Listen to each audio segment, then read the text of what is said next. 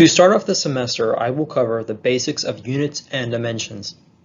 This topic is not terribly interesting, especially when compared to the content for the rest of the semester, but it is important and you must master it.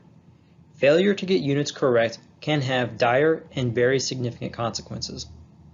Units are kind of like spelling, and that it's not interesting or fun, but you must study, learn, and master the subject, especially if you want to go on to become a professional in your career.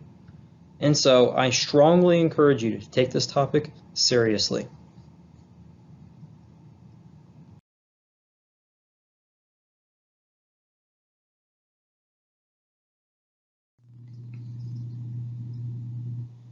Let's talk about units and dimensions and the square bracket notation.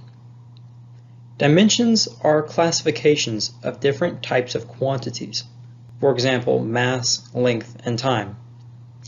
Units are specifically how measurements in those different dimensions are measured. For example, inches, meters, miles, centimeters, and light years are all units of length. The square bracket notation is when we place square brackets around a symbol to indicate that symbol's units or dimensions, depending on the context. For example, if the lowercase letter m is a quantity of mass, then we could put the square brackets around m and say that that is equal to capital M, where capital M means mass. Or if we wanted to talk about its units, we could place the square brackets around m, and if m is measured in kilograms, we would say square brackets of m is kilograms.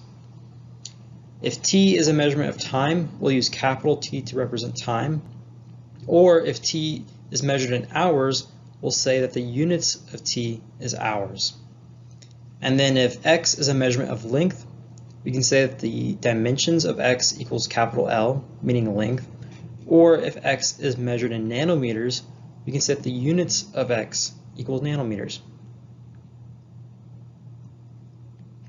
There are many systems of units, such as the metric system, SI, imperial, US customs, CGS, and others.